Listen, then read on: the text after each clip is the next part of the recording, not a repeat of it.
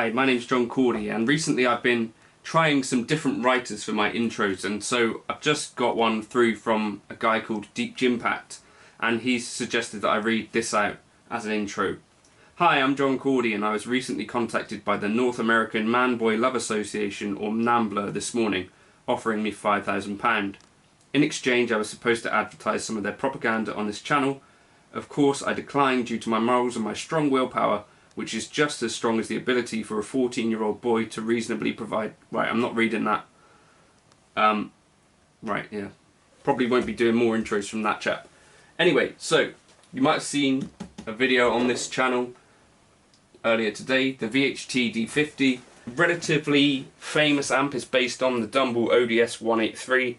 I believe that's the schematic that VHT have used to make this. Reading online on the forums and stuff, some of the component values are not exactly the same as that Dumble schematic, so you could potentially take it to a tech and get it closer, and apparently it's biased a little colder than maybe is ideal. I guess that could probably prolong tube life and stuff, but you know, you could run those a little hotter and potentially get different results. Not an easy amp to use by any means. I had a carrier tone OTS 50 as well, and that's a similar kind of situation. You've got bass, middle and treble for both channels is shared, and then you've got a volume which cascades into this other channel, and then you've got sort of three places where you can control the level for the overdrive. You've got an OD trim on the back, level, drive and volume here, which also affects the amount of drive that you get.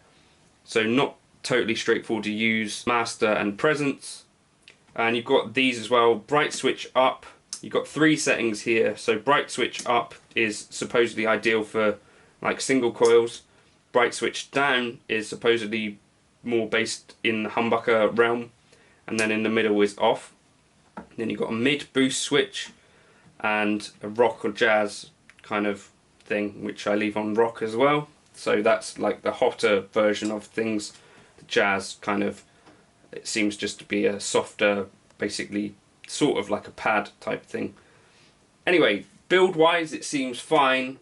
It's definitely less heavy than the carrier tone, which isn't necessarily a bad thing depending on how your spine is. The carrier tone was super heavy, but I guess super well built as well. I think it looks pretty nice.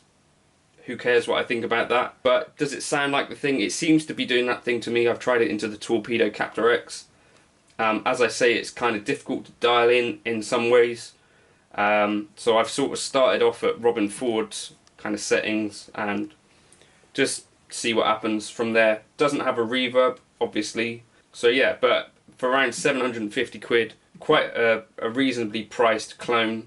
I don't know about how good the parts and stuff are, but I think probably a carrier tone kit would probably cost you about that. Full build would cost quite a lot more, I think.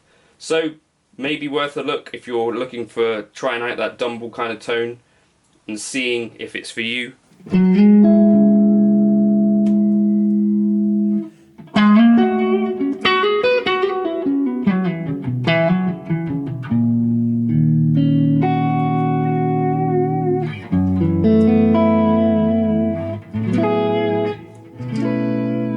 Certainly a nice clean tone.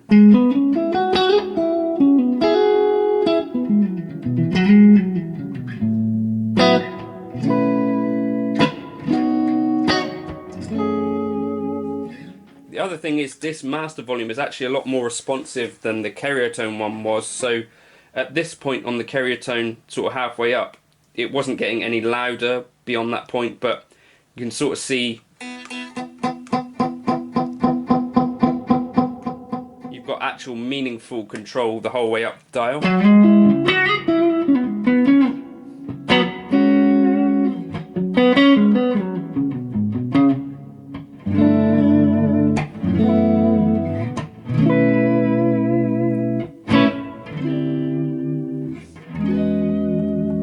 And then you can do this with a foot switch or with your hand as well, but then the drive channel.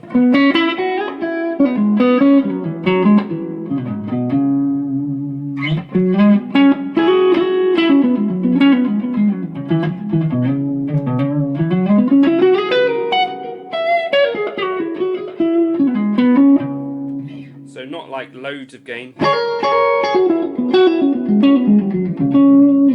And unless you push things a lot, but I'll push this drive up and bring the level down.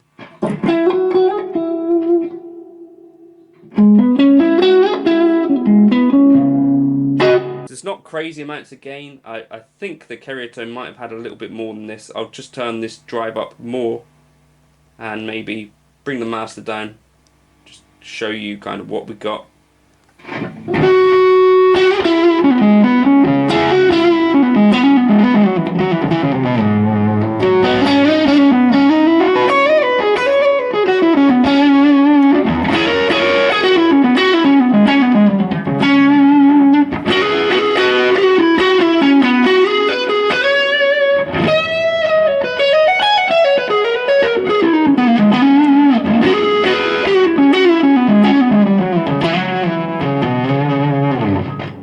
Quite a bit of gain on tap if you crank things, but yeah, sort of around this mid-range.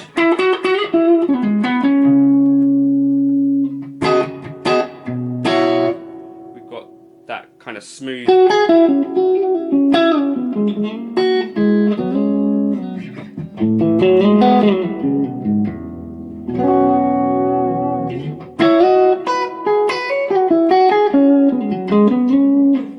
So I don't know, maybe it'd be a candidate for like a tube swap as well. I don't know, I think it's probably got fairly cheap tubes in it at the minute, but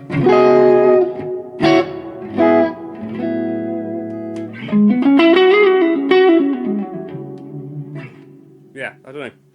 That's kind of my thoughts on the VHT D50. Seems to be doing that Dumble thing, reasonably priced, or very cheap considering, you know, the price that other clones go for. Could be a stepping stone towards that kind of Keratone or 2-rock thing, or maybe you'd end up being quite happy with it, but yeah, seems to be doing a fairly decent job for the money.